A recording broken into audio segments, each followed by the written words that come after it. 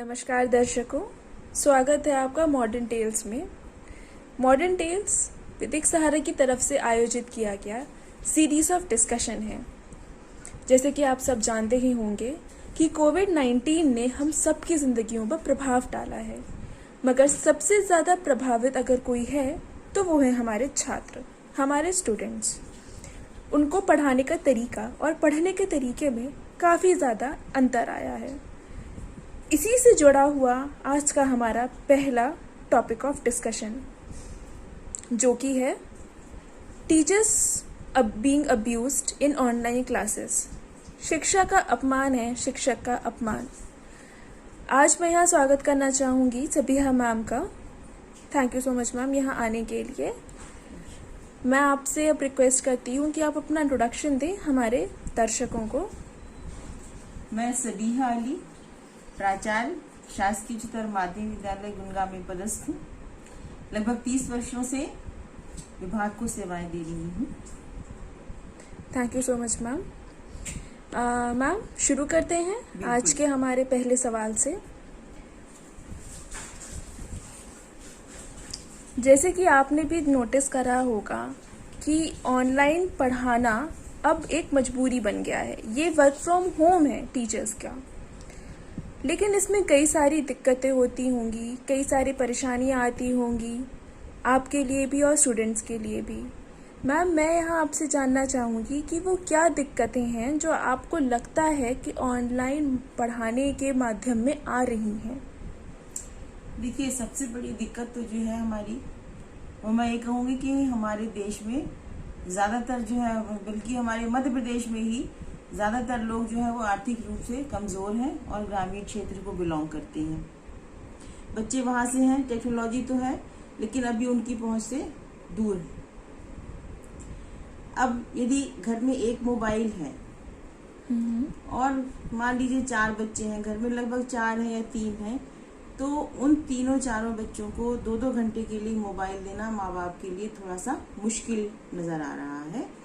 फिर भी प्रयास किया जा रहा है। दूसरी बात ये है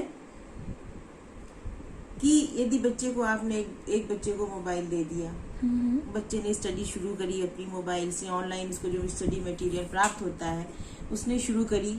अब इसी समय पिताजी का कोई फोन आ जाता है तो बच्चा वो फोन पिताजी को दे देता है। 2 मिनट बात करके वो वापस बच्चे को दे देते हैं। फिर वो स्टार्ट करता है अपनी, मान लीजिए 15-20 मिनट तक वो अपनी स्टडी शुरू करता है और फिर किसी का फोन आ जाता है, फिर वो डिलिंक हो जाता है उससे, पढ़ाई से। तो पढ़ाई जो है वो ऐसी होती है कि एक रूप से चलती है तो पूरी लगभग 1 घंटे तक कंटिन्यूएशन में चलती है। जैसे क्लासरूम में हम पढ़ाते हैं तो हमने क्लास पढ़ाया, लेसन पढ़ाया, क्लास वर्क दिया, होमवर्क चेक किया, बच्चों से पूछा, 1 घंटा हो गया, हम क्लास के बाहर आ गए, तो एक प्रक्रिया पूरी हो गई, एक प्रोसीडिंग पूरी हो गई। इसमें ऑनलाइन में क्या होता है, बच्चा थोड़ा थोड़ा डिलिंक हो जाता है, फिर उसने पढ़ना शुरू किया, फिर उसका किसी का फोन आ गया या कुछ डिस्टर्ब हो गया, तो ये डिस्टर्बेंस तो बच्चों को ये दिक्कतें तो आ रही वर्चुअल क्लासेस में, ऑनलाइन क्लासेस में। तीसरी समस्या है आर्थिक रूप से कमजोर लोगों के लिए ये है कि डाटा चार्जिंग के लिए कुछ पेरेंट्स से मैंने जब बात करी तो उन्होंने कहा कि मैडम डाटा चार्ज करें कि आटा खरीदें, क्योंकि इस समय जो है वो महंगाई की समस्या भी है बच्चों के लिए और ये भी है। तो एक समस्या बच्चों के लिए ये भी आ रही है कि वो डाटा को चार्ज करा के अपने फ़ोन को अप टू डेट रखें और चार्जिंग करें।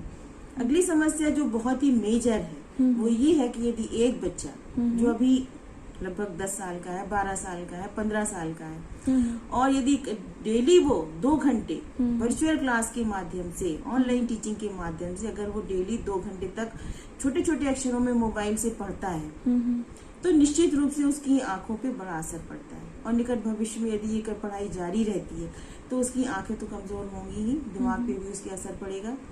और बैठ के पढ़ता है 2 घंटे तक बच्चा यदि मोबाइल लेके एक ही कंडीशन में बैठा रहता है, पढ़ता रहता है, लिखता रहता है, तो कोई मूवमेंट नहीं होता है, उसके स्वास्थ्य पे इस पे प्रतिकूल प्रभाव पड़ने का अंदेशा है, जो बहुत ही खतरनाक है आने वाले समय के लिए।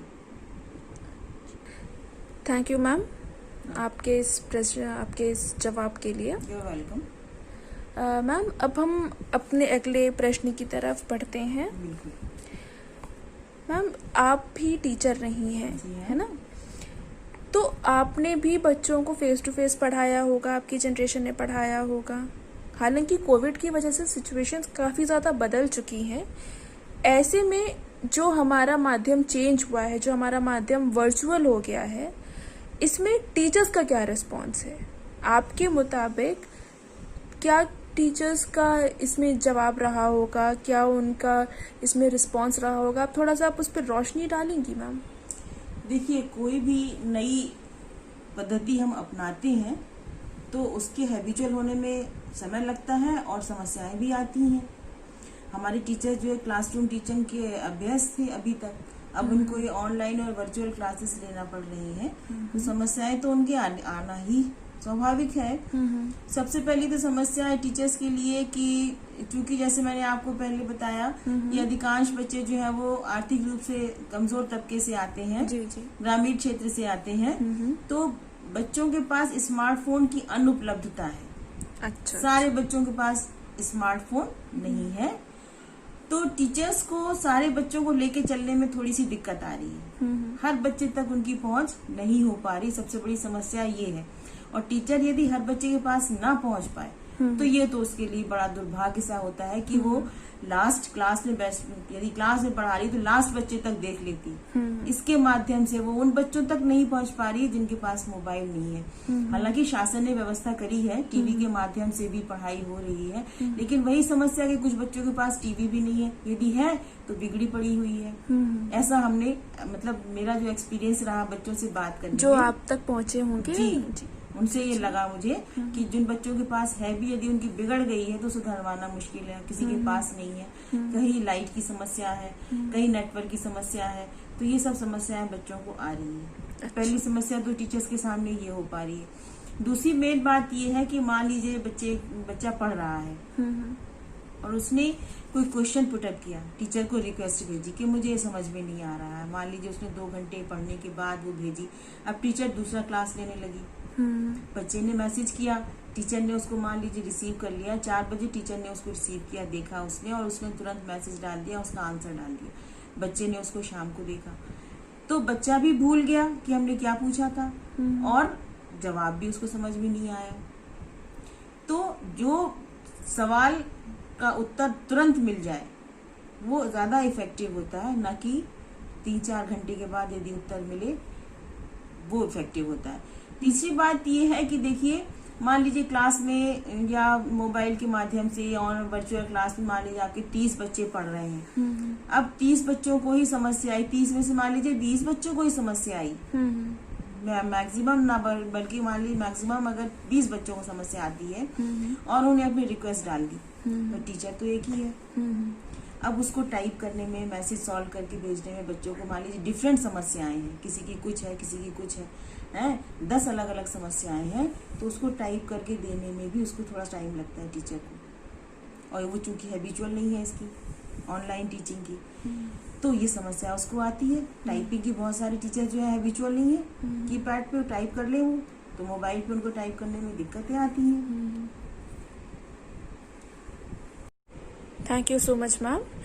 अब हम चलते हैं अपने अगले प्रश्न की तरफ। मैम, जैसे कि आप जानती ही होंगी कि हिंदुस्तान की प्रथा रही है गुरुकुल।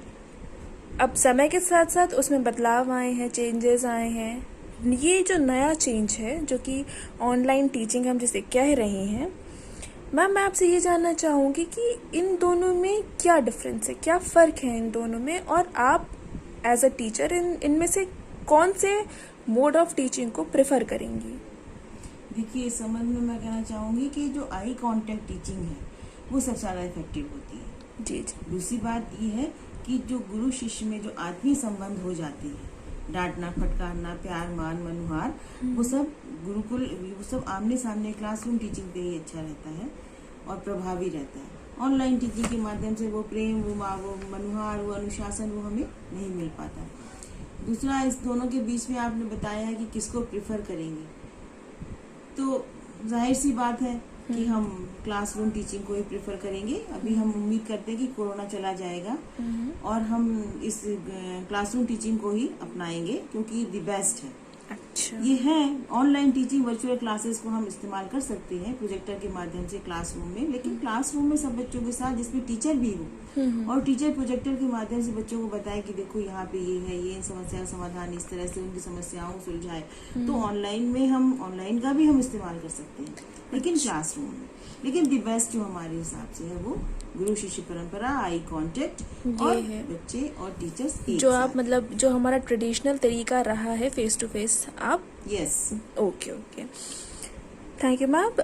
अब हम अगले प्रश्न की तरफ चलते हैं। आप एज अ टीचर इसमें क्या क्या चाहेंगे कि परिवर्तन हो चाहिए? जो हमारा ऑनलाइन मोड पढ़ाने का तरीका है जी। इसमें क्या क्या मेजर्स आप चाहेंगे कि हम ले सकते हैं जो कि टीचर्स और स्टूडेंट्स दोनों के लिए लाभकारी हो? देखिए, ऑनलाइन चल सकता है जब ये कोरोना खत्म हो जाता है और बच्चे स्कूल आने लगते हैं, क्लासरूम में टीचिंग होने शुरू हो जाती है, तो भी टीचर्स बच्चे को इसको मोबाइल को इस्तेमाल कर सकते हैं, बच्चों को बता सकते हैं। बहुत सारी बातें ऐसी टीचर क्लास में नहीं बता पाए तो एक मैसेज डाल के सारे बच्चों को बता सकते हैं कि बेटा ऐसा ऐसा है, ये करना है, ये करना है। कुछ नए सवाल दे सकते हैं, कुछ होमवर्क दे सकते हैं, जो बच्चे नहीं कर पाए होमवर्क को चेक कर सकते हैं। मान लीजिए होमवर्क दिया टीचर ने, क्लास में बच्चों को कह दिया कि शाम को तुम्हें कर लेना है होमवर्क, 6-7 बजे तक आप होमवर्क कर ले।